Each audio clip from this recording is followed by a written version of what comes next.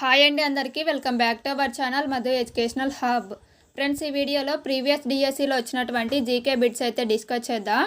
AP DSC 2018లో వచ్చినటువంటి bits అండి ఇవి. ఇది వీడియో 5 అండి. ఆల్రెడీ 4 వీడియోస్ అయితే ప్రీవియస్ డిఎస్సిలో వచ్చినటువంటి జీకే బిట్స్ అప్లోడ్ చేశాను. ఇది 5th వీడియో. జీకే గురించి ఎక్కువగా భయపడాల్సిన అవసరం అయితే ఉండదండి. ఎందుకంటే మీరు ప్రీవియస్ పేపర్స్ ఒకసారి చూసినట్లయితే కొన్ని టాపిక్స్ అనేవి చాలా ప్రతి సెషన్లో కూడా రిపీట్ అవుతూ వస్తున్నాయి. సో అటువంటి టాపిక్స్ మీరు ఇప్పుడు చూసుకున్నట్లయితే కనుక వచ్చేటువంటి డిఎస్సిలో ఎక్కువ మార్క్స్ స్కోర్ చేయడానికైతే అవకాశం ఉంటుంది. సో వీడియోని ఎండ్ వరకు చూడండి. వీడియో కనుక మీకు నచ్చినట్లయితే తప్పకుండా లైక్ చేయండి, షేర్ చేయండి, సబ్స్క్రైబ్ చేయండి. First question, do or die అనే నినాదం ఈ ఉద్యమ కాలంలో ఇవ్వబడింది. డూ ఆర్ డై, చేయండి లేదా చావండి అనే నినాదము ఇచ్చినది మహాత్మా గాంధీ. ఏ ఉద్యమ కాలంలో ఇచ్చారు అంటే ఆప్షన్ 4 క్విట్ ఇండియా ఉద్యమం.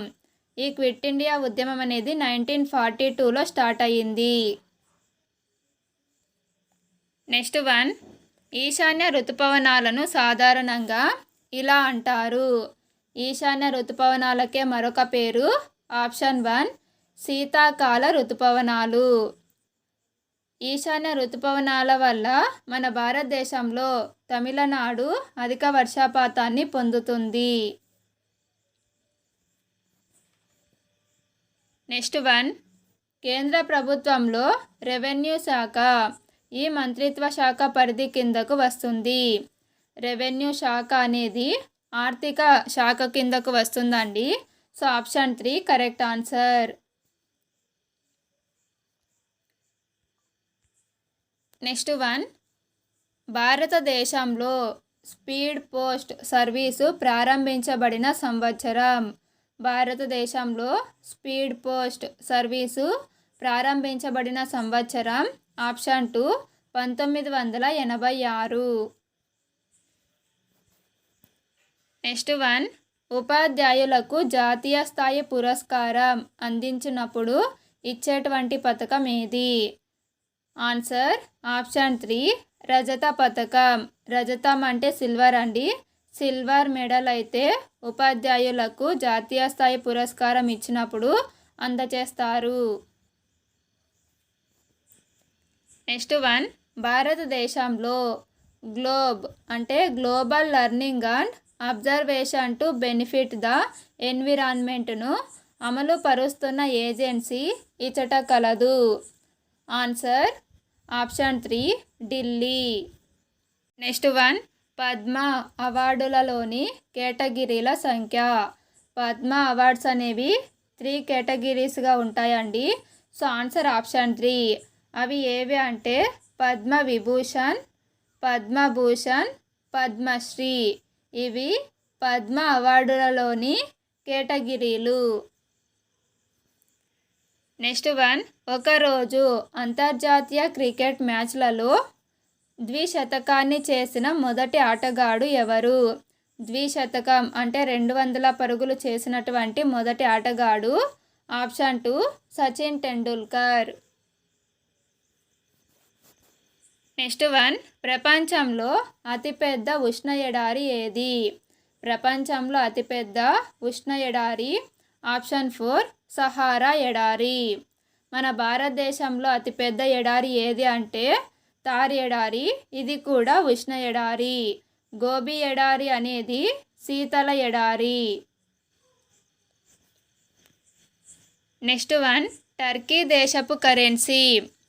టర్కీ దేశపు కరెన్సీ ఆప్షన్ 2 లిరా.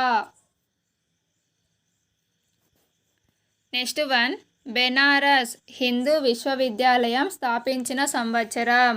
బెనారస్ హిందూ విశ్వవిద్యాలయాన్ని స్థాపించిన సంవత్సరం ఆప్షన్ 1 1916. నెక్స్ట్ 1, భారత జాతీయ సైన్స్ అకాడమీ ఇక్కడ ఉంది. భారత జాతీయ సైన్స్ అకాడమీ అనేది న్యూఢిల్లీలో ఉందండి. సో దీనికి ఆన్సరు ఆప్షన్ 2 న్యూఢిల్లీ. నెక్స్ట్ 1, అంతర్జాతీయ యోగా దినోత్సవం ఈరోజు జరుపుకుంటారు. International yoga day June 21. So answer option 4 June 21.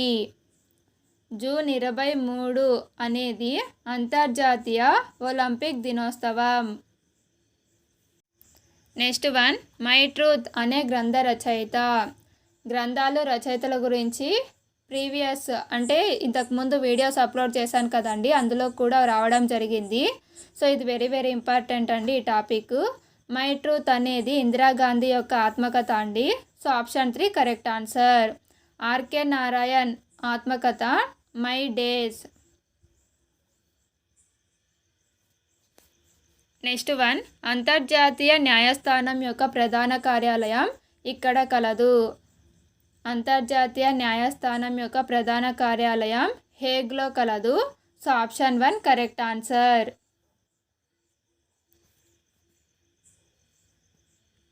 Next one, America సంయుక్త రాష్ట్రాల రాజధాని నగరం.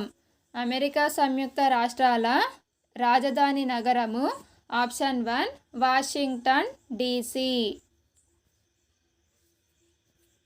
నెక్స్ట్ వన్, చౌసా యుద్ధం జరిగిన సంవత్సరం. చౌసా యుద్ధం జరిగిన సంవత్సరం ఆప్షన్ 1 1539. ఈ చౌసా యుద్ధం ఎవరికి మధ్య జరిగింది అంటే మొఘల్ చక్రవర్తి అయినటువంటి హుమయూన్కు మరియు ఆఫ్ఘన్ యుద్ధవీరుడు అయినటువంటి షేర్షా సూరీకి హుమయూన్కి మధ్య చౌసా యుద్ధం అనేది జరిగింది. సో ఫ్రెండ్స్, ఇది ప్రీవియస్ డిఎస్సిలో వచ్చినటువంటి జీకే బిట్స్ అండి. వీడియో కనుక మీకు నచ్చినట్లయితే తప్పకుండా లైక్ చేయండి, షేర్ చేయండి, సబ్స్క్రైబ్ చేయండి. Thank you for watching.